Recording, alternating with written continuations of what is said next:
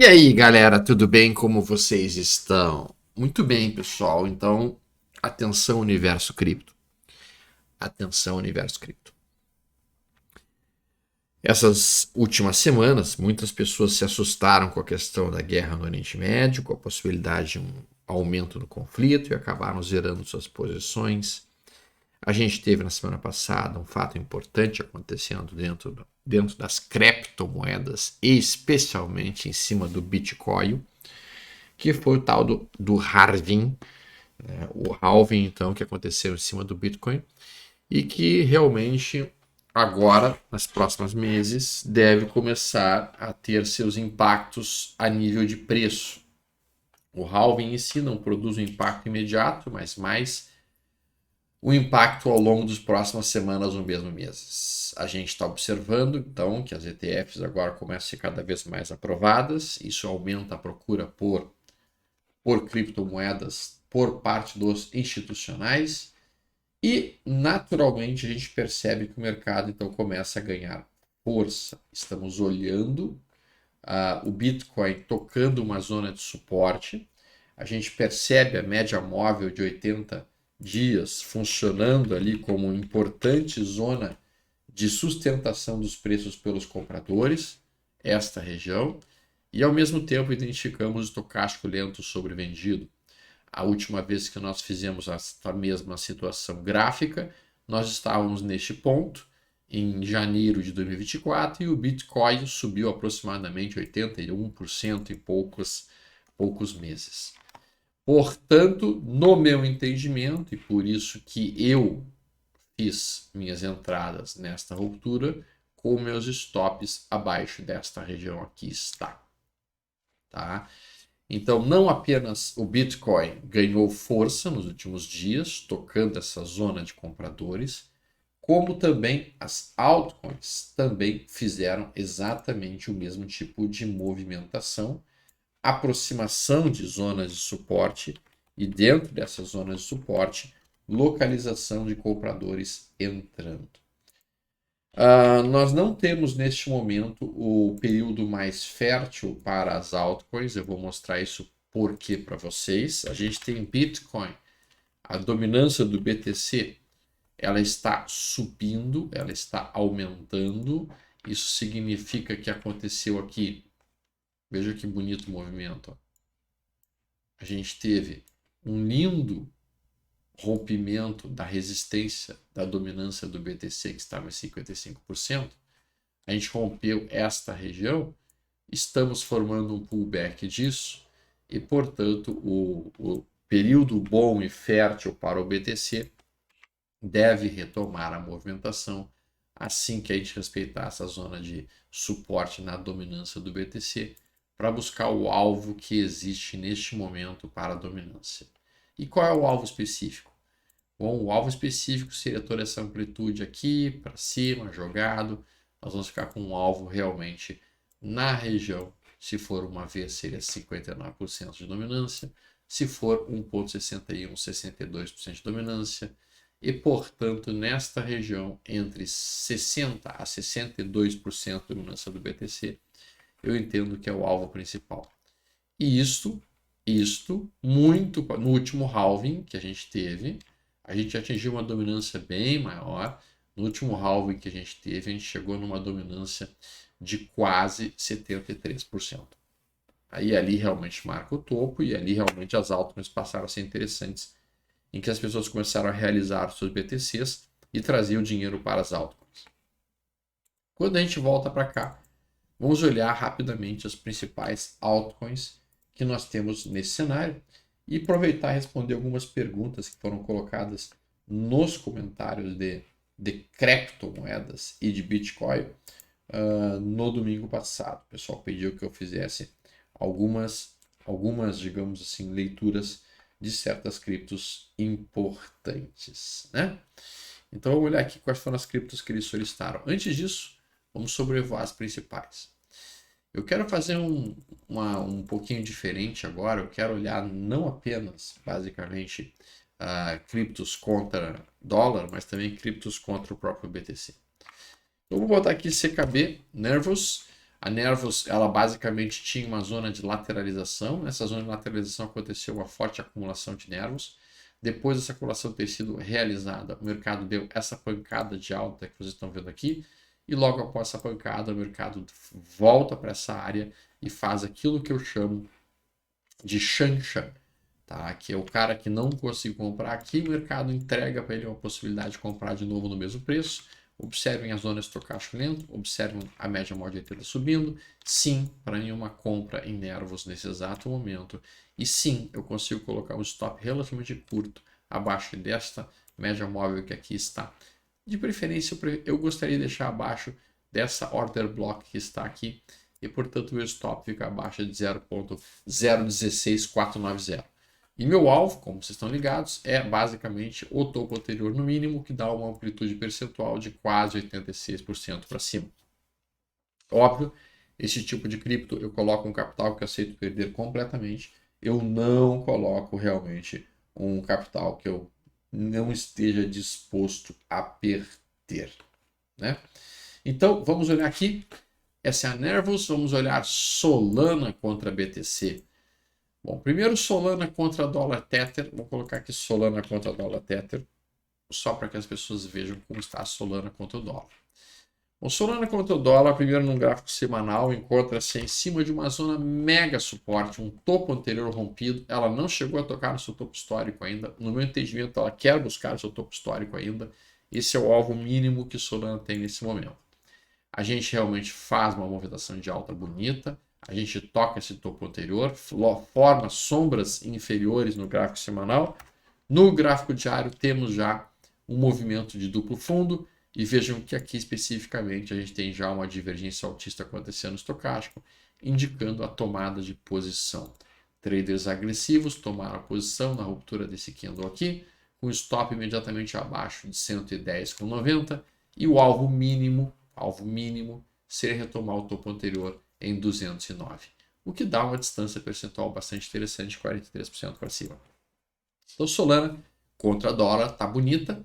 Vamos colocar Solana contra BTC, tá? Porque a Solana contra o BTC que talvez seja a referência mais importante para a gente entender se vale a pena a gente trabalhar com Solana ou se vale a pena a gente trabalhar com o BTC. Veja que a Solana nesse momento toca também uma região de suporte do gráfico diário e também do semanal, e automaticamente indica que aqui era um bom ponto de tomada de posição de Solana contra o BTC, já que a gente toca esta região aqui, que era a última order block posicionada nessa área, e a gente rompe essa máxima que aqui está. Então sim, aqui era um bom momento para tomar Solana contra o BTC, colocando o stop abaixo desse fundo estabelecido, e o alvo pelo menos o topo anterior. Solana segue no mesmo nível de força do próprio Bitcoin. Vamos olhar aqui a Uniswap contra dólar Tether. E vocês podem dizer, mas isso é uma porcaria, não me interessa a Uniswap. Graficamente falando, ela está absolutamente linda do ponto de vista técnico. Por quê? Porque ela tinha uma importante zona de resistência estabelecida vários e vários meses nesta área, que era a região de $7,76, tocado 1, 2, 3, 4 vezes. Ela faz o rompimento com violência, com pujante poder, rompe enlouquecida e parece uma gazela doida no cio e sobe 125% em 35 dias. Logo depois disso, vem um monte de pancada em cima da Uniswap e vem a SEC atacando, e vem turma tal, e processo contra a Uniswap, sei lá o quê, e um monte de coisa. E a Uniswap faz uma desmanchada, voltando exatamente para esta região. Melhor do que isso, toca a zona da order block que estava estabelecida aqui, faz este candle aqui. Isso aqui para mim é uma oportunidade ímpar de comprar Uniswap para realmente observar um retorno que pode me entregar em torno de 100%. No gráfico diário, duplo fundo estabelecido, divergência altista estabelecida e aquele setup que eu apresentei para vocês algumas semanas atrás, em que o estocástico lento vem para baixo de 20, vai para cima de 20, não rompe 50, vem para baixo de 20 de novo e gera uma entrada. A entrada sendo feita aqui exatamente aqui, o stop aqui, abaixo de 5,90, e o alvo, no mínimo, nesta zona que foi o início do recuo, que é a order block de venda que existe, perto de 11 dólares. Uniswap está atraente, sim, para mim. Quando a gente olha a Uniswap contra o BTC, o cenário muda um pouco de configuração. Porque, de fato, o Uniswap não está mais forte do que o BTC. Não está. E ela está, inclusive, em tendência de baixa. E, portanto, se um dos amigos aqui perguntasse Stormico, é melhor estar comprado em Uniswap ou em BTC? Essa é uma dúvida um pouco mais pertinente. Só que eu entendo, vamos olhar a Uniswap contra o BTC num contexto de price action. Não, vamos olhar em cima de um contexto de smart money concept. Eu odeio esses termos chiques em inglês, porque na verdade esses termos chiques em inglês, eles basicamente estão apenas reproduzindo conceitos antiquíssimos. Na verdade, o conceito do smart money concept vem do Wyckoff, e o Wyckoff descreveu isso em 1940. Só que eles requentam o conceito para poder vender isso. Bom, o Wyckoff mencionava o seguinte, cara, quando tu tem uma lateralização brutal aqui, como aconteceu no mercado, não raras vezes o institucional, o grande player, precisa de liquidez para tomar posições grandes. Então, o que ele faz? Ele força a perda do fundo anterior, ele força a perda do suporte, e essa forçada de perda do suporte serve para raspar o stop de todos os players que estavam trabalhando com seus stops nesta região. E ele chamava isso de mola ou spring. E ele dizia que a mola ela aciona uma compra quando a gente consegue fechar acima da zona de suporte que foi perdida novamente. E aqui acontece esta área de rompimento aqui, que permitiria sim um interesse na compra de Uniswap contra o BTC para voltar para essa região que aqui está. Ponto, nova linha. Vamos olhar NIR contra dólar Tether. Wow, look at her, yes! Dá até para fazer um amor com suquinho aqui. Sim, de fato, quando a gente olha NIR contra dólar Tether, a gente percebe uma forte movimentação que realmente não é o tipo de movimentação que a gente deixa passar em branco. Não. Quando a gente vê esse tipo de movimentação, se a gente não tem o dinheiro necessário para tomar essas posições, dá uma vontade, sim, de dar uma alavancadinha. Confesso que essa semana eu passei grande parte da semana em um dilema quase espiritual. E o dilema era: alavanco ou não alavanco essa coisa enlouquecida? Várias e várias dúvidas pertinentes a isso surgiram na minha existência. E sim, eu entendo que este é um momento para um sujeito um pouco mais agressivo acionar movimentações de alavancagem. Sim, sim, sim, porque eu vejo, resumidamente falando, que aqui nós temos talvez, um dos momentos mais limpos para entrada em criptomoedas nos próximos meses. E desta forma, então, olhando isso, eu fico pensando se não seria ou se não valeria a pena eu fazer uma movimentação um pouco mais agressiva. E não na NIR, mas talvez em outras. O sinal de entrada foi muito claro aqui, estocástico lento, média móvel subindo, essas coisas todas que a gente já comentou. Tocando zona de suporte, tocando o topo anterior, belo movimento. A gente vê a mesma coisa acontecendo dentro da Link no gráfico semanal. Olha como o gráfico semanal da Link está tocando uma zona de contexto de compra do semanal. Média móvel de 80, estocástico lento subvendido. Isso aqui é um trade para puxar talvez 48, 51% de valorização. Enquanto bota o gráfico diário, eu acho que a Link está mais fraca do que a NIR. Então, entre NIR e Link, eu preferiria NIR. Ethereum contra dólar Tether. Vejam que Ethereum contra dólar Tether no gráfico semanal está também numa tendência de alta. veio até o topo anterior, tocou a zona de suporte, estocástico lento. Quando bota o gráfico diário, a gente vê o Ethereum fazendo um duplo fundo, tentando fechar acima da média móvel de 80 de novo. E se conseguir isso, nós vamos ter feito o mesmo conceito que eu acabei de apresentar para vocês do Wyckoff, de perda do fundo, fecha dentro do fundo de novo, puxando Ethereum de volta para $4.000. Ethereum contra BTC não está numa tendência de alta ainda.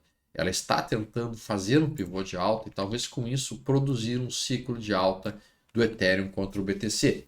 Por enquanto, não é o que nós temos visto.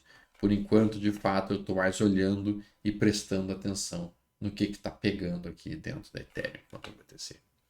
Solana, já vimos. Gala. Olha que coisa, cara. Gráfico semanal da Gala, tocou zona de suporte, topo anterior, todo sinal de que quer voltar para o topo lá em 0.085. Quando a gente bota o nosso gráfico diário, o movimento está bastante interessante. Seria uma alta de quase 74%. Divergência altista surgindo no estocástico lento. Os sinais de compra já passaram um pouco do ponto perfeito. O ponto perfeito era em 0.4239. Mas Gala tá bem legal. E agora vem FET. O gráfico mais sexy, mais sensual e mais lindo de todos. FET. Uau! FET contra BTC. Que coisa mais hermosa! FET contra BTC, no meu entendimento, tem como objetivo voltar para essa região que está aqui. Automaticamente tocou zona de suporte, fez o estocástico lento, o ponto de entrada já passou. Naturalmente, o ponto de entrada era na ruptura desta máxima que aqui está. E agora a gente está indo buscar, no mínimo, o topo anterior. Quando a gente coloca FET contra dólar Tether, FET contra dólar Tether, galera, a gente falou desse suporte a semana inteira, né? Nós falamos desse suporte a semana inteira. Não foi pouquinho que a gente falou. Não foi mesmo. A gente ficou falando e falando e falando e muita gente acabou não aproveitando este ponto de entrada e com isso desperdiçou uma valorização de quase 15% e quiçá quase 53%. No meu entendimento, FET contra dólar Tether está muito longe do seu alvo. FET contra dólar Tether tem no mínimo essa amplitude toda para cima, largada a partir desse topo. E meu alvo, de prazo um pouco mais afastado, obviamente, está em $10,71 para FET contra dólar Tether. A gente vai ter logo mais adiante a união da FET com a Ocean e com a GIX para transformar tudo isso em uma única criptomoeda que receberá o nome de ASI. Quem tem estas criptos em exchanges não tem problema, a troca será praticamente imediata. Quem tem em outras, em exchanges não descentralizadas, aí vai ter que organizar isso daí para poder fazer essa troca. Matic contra BTC, a própria Carol outro dia perguntou se vale a pena ficar comprado em Matic ou em BTC. Eu disse, olha, Carol, olha a tendência de baixa que está acontecendo aí. Não sei se vale a pena continuar comprado em Matic contra BTC, mesmo que eu entenda o movimento de alta aqui, da forma como eu estou lendo. Mais interessante ficar em BTC nesse momento atual. Vamos para cá um pouquinho mais. Agora vamos ver as porcarias. Dogecoin em cima de zona de suporte também. Potencial de alta muito grande nessas criptos menores. A gente sabe disso. Maker. Look at her. Yes. Maker. Maker para mim é a cripto que está bem interessante. Tecnicamente falando, gerando uma entrada para mim nesse momento de Maker contra BTC. Porque eu gosto desse pivô aqui, ó. Esse pivô aqui para mim é uma compra técnica com stop abaixo desse fundo aqui. Para buscar pelo menos esse topo anterior aqui. O Maker para mim oferece sim uma gigantesca possibilidade de trading. E eu vou então olhar para Maker pensando, opa, eu gosto disso, eu quero isso e eu vou atrás disso, né? Então a Maker aqui está num ponto gráfico interessante, um ponto gráfico bonito, um ponto gráfico que em si pode produzir um belo movimento. Não é das criptos a que vai dar a maior pancada, a gente sabe disso, porque as criptos que vão dar mais pancadas são justamente os lixinhos, né? São os lixinhos, a gente sabe disso, né? Mas esta é uma cripto que me atrai. Eu acho que ela tem um gigantesco potencial. Quando a gente bota Maker contra dólar Tether, a gente percebe que sim, tem uma amplitude razoavelmente interessante de quase 32% até o topo anterior. Ela está fazendo o sinal aqui. No 240 minutos, look at her, yes. Não está perfeita. Não está. No 240 minutos, para estar perfeita, para mim, ela teria que ter cortado acima da média móvel de 80 e feito um pullback.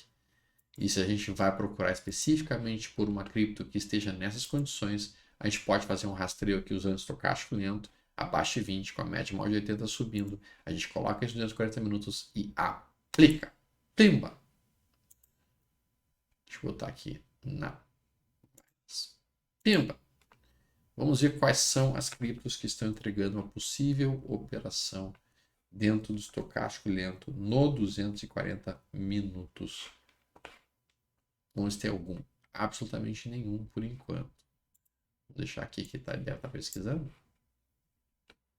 Enquanto ele está pesquisando, a gente procura por outros ativos que estejam atraentes.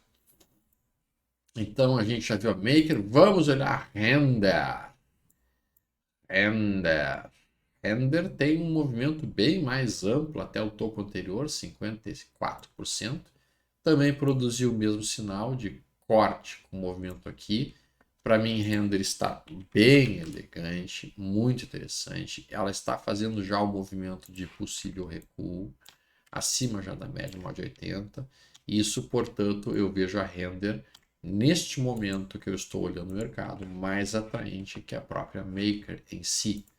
Render contra BTC também está ganhando força. Vejam que a gente tem o mesmo cenário aqui de Render contra BTC, mostrando que este ativo tem sim um potencial bastante interessante para as próximas horas e eu tenho que ficar de olho neste ativo. E agora a Xodó. Pendle é a Xodó do mercado, a gente sabe disso.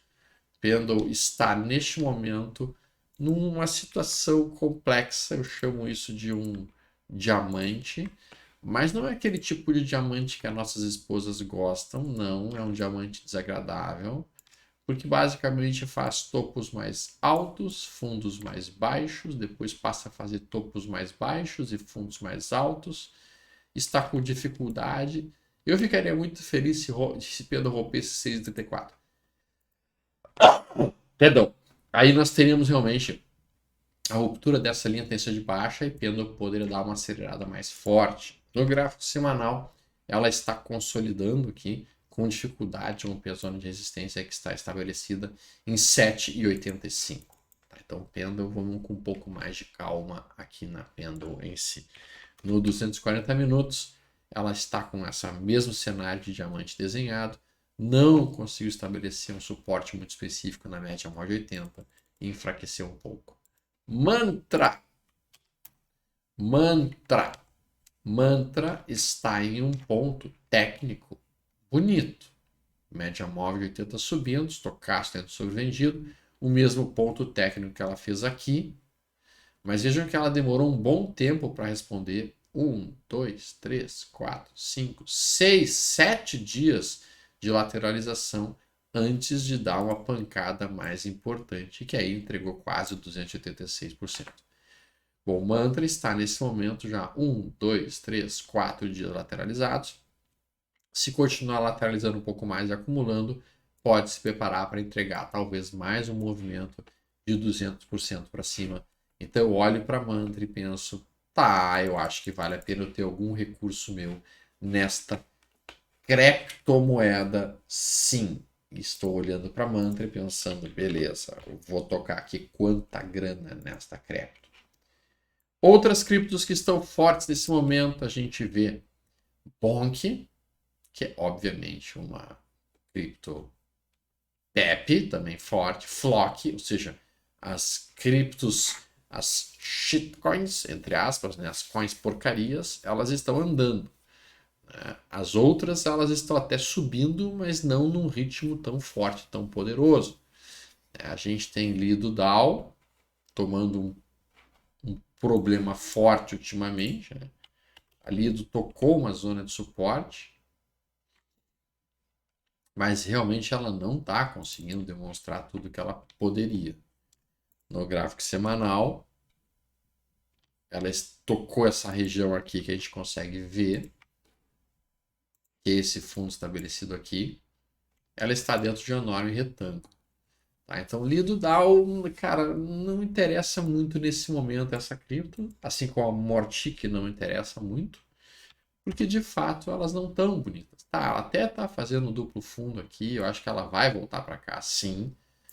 Mas, cara, voltando para aqui, voltando para essa região de 3,34, eu sairia da Lido e procuraria outras criptos que estão em tendência de alta mais eficientes, mais poderosas e mais imediatamente pesadas. Né? Mesma coisa para a Matic, pessoal. A Matic eu até acho que ela vai sim produzir um movimento de recuperação, ela está indicando isso.